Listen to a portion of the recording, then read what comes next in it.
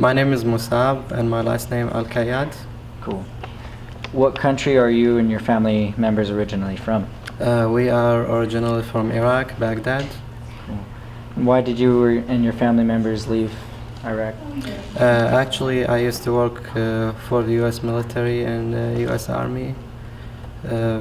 Start from 2003 till 2006 as interpreter and caseworker for Civil Military Operations Center. And in 2006, there's a lot of interpreters. They get killed and kidnapped, and so I have to leave everything behind and move outside the country. What were the conditions in the country whenever you left? Well, it was very bad. It was no safety. It was no a safe life for everybody. Services was awful. Was very bad, and like some interpreters, they cover their faces, or I wasn't do that because I'm thinking that I'm not doing something wrong to cover my face. So a lot of people, they know who we are. And I was one of the first 100 interpreters working for the U.S. And I used to go with my team everywhere and help schools, hospitals, new projects in the country. So a lot of people, they know who I look like and start getting problems. And I have some friends, they get killed, they get kidnapped. And so it starts getting dangerous, and I will give you more ideas how they start threat me and send me some mails and letters and stuff. Wow. Who came with you when you immigrated? I moved with my wife and my oldest daughter. She was actually, we moved to Jordan in 2006, and then we stayed there till 2008, and then we moved to the US beginning in 2008. Who did you leave behind, and what did you leave behind? Well, it's too hard to, what happened is, again, it started in 2005. It started get worse, like people, like we heard, like even if you are with the team, you don't know when, like, you're gonna die. I remember when I get hired for that job, I finished my testing and my interviews and background check and everything, and I was sitting with one of the high-ranking officials, and he's telling me, like, you're clear, you're ready to go to the job, but I want to tell you something, and you're gonna be with your team everywhere. You're gonna wear a uniform, you're gonna carry a weapon, you're gonna smile with them, you're gonna be happy with them, you're gonna be sad with them, you're gonna probably die with them. So I want to be clear with you. Do you want to do this job or not? It's a dangerous job. It's a good excuse me, it's a good pay, but it's a dangerous job. And I say, I'm okay with that, I'm gonna do that. So it started getting like pretty bad. Like I have to change my way to go to work, I have to change my time, I have to change my vehicle, I have to just avoid like people know who I am and where I live, and sometimes they wait at the base and see who's leaving the base and follow him and see where he lives, and then they kidnap him, or so stuff like that. And it's not easy to leave your home, your country, but life is more important than all that stuff. So we left 2 houses, we left cars, we left pets, we left everything, friends, relatives. And what happened is like the final like threat for me was like a mail. They throw it in my house and has a letter on it and AK-47 bullet. Tell me like, we know who you are, we know you work for the US, and we're gonna come and kill you, you and your family. So you have to leave your job, you have to leave your home, you have to leave your country. There is no dead time, there is no So at this time I have to take my wife to take her to her family or parents' house, and I stay by myself, and it's getting dark at night, and sometimes electricity, the power is gone, and it's been very hard time for me because there is no military, there is no police. If you call the cops, they're not gonna show up, Yeah. and I mean, the country is still like the regime is gone, and so there is no any help. So you have to protect yourself. Yeah. And whenever you heard anything outside, you have to go, and if somebody came, and you have to fight, and you have to just. And I'm glad nothing's happened with me, because even if it's self-defense, it's not easy to shoot somebody, or For sure. So. What changes in lifestyle did you make when you came here? Well, I came here as a free case, which is, we don't do free cases right now anymore. Free case means I don't have anybody here in the US.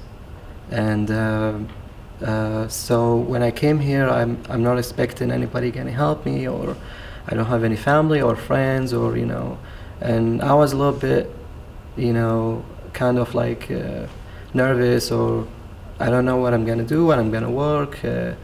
It was at the beginning of that refugee stuff, and I heard a lot of stuff around, like you're gonna live with 4 families, you're gonna share a bathroom, I mean, stuff like that. And my wife, she wasn't comfortable, with that, and so we don't know what we're gonna expecting. Yeah. And it's actually, I supposed to go to Florida instead of coming to Amarillo, because I have a friend there, and he's supposed to be my sponsor or US tie, but he has some family cancer and stuff like that. So they told me he's no longer can support you, so we're gonna move your case to Texas, and I agree for that. So I came here, and nobody knows me. I don't know anybody here. Wow. What was your first impression of the United States, and has your initial impression changed over time?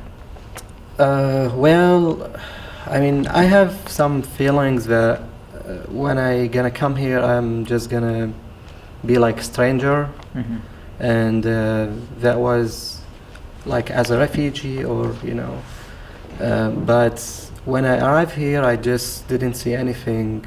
I mean, I just walk at the street, and like go at the neighborhood, and go to buy some stuff for my family. My daughter's birthday, it was like 1 month after I arrived, and I went like walk like almost a mile to get her a cake and some stuff, and for the birthday, and we celebrate, me and her and my wife, and so I didn't see anything wrong or anything. I just feel myself like I'm from here. I mean, nobody told me who you are, nobody told me what you're doing here, nobody.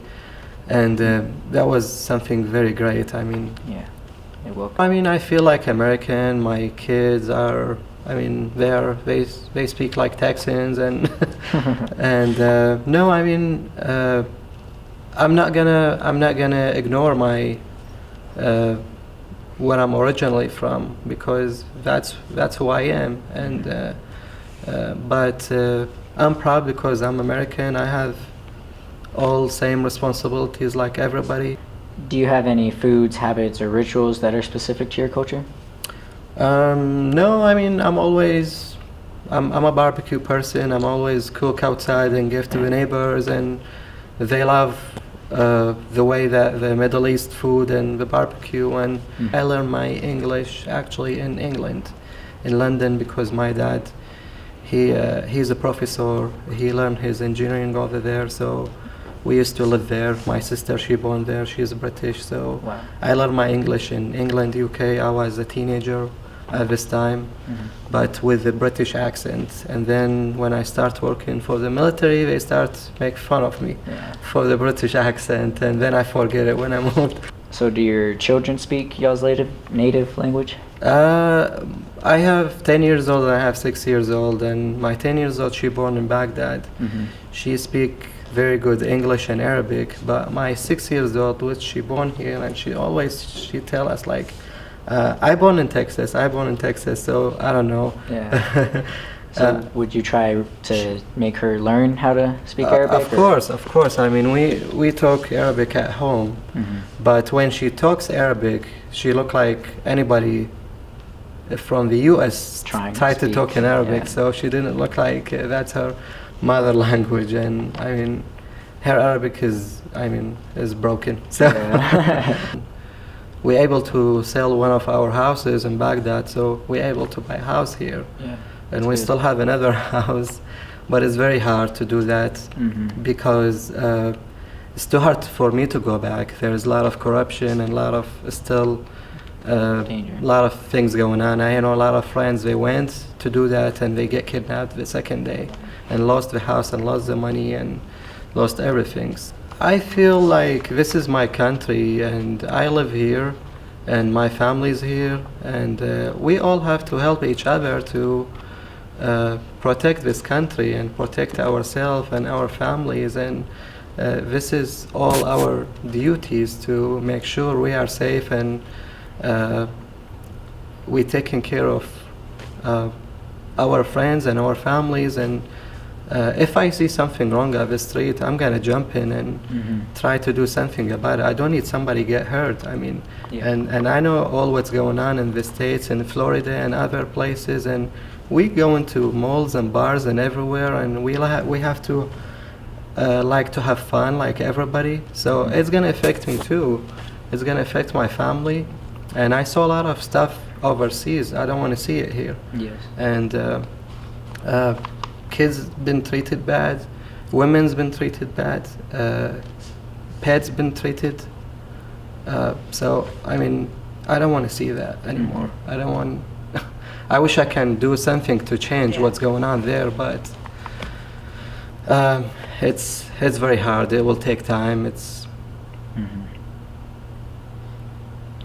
So is there anything else you would like to say to the students that might watch this video, or any other people who tried to come to this country? Well, I want to say, because I know some people, they doesn't like refugees, or if they've been through like what's going on there, because I know there's a lot of people that doesn't know what's the difference between refugee and immigrant. Yeah, Refugee, it's a big he have no choice. He have to move or he get killed. Immigrant, he has a choice to move or something. So everybody has his own story. Everybody has his own reason to move. And again, nobody want to leave his house or go to question mark. And especially people who doesn't know the language, doesn't have experience, doesn't have education. I came here and I speak English, and it was hard for me. So what about the people who don't and it's kind of very hard. It's kind of like, so that people need help, and they have no choice. They need a good future for their kids, for their families, and probably again they have no choice to move. And so my story, I've been through like a very like threatening and bad situation, but there is like some others, they get like worse than that. Yes. And There's like also I know some families, they came here with their husband, they kill the dad in front of the family members because he worked for the US. He just shook hands and worked, and they end up like the mom and kids here with that dad because and I know like a friend of mine, and they kidnap him and then ask his family to pay $100,000, and they pay the money and they give them the body. I say, why we pay the money? Why you? And it's more and more and more. And so I remember like the last year, I just have, wherever I go, I have to look around me and see who's following me, this is not a life.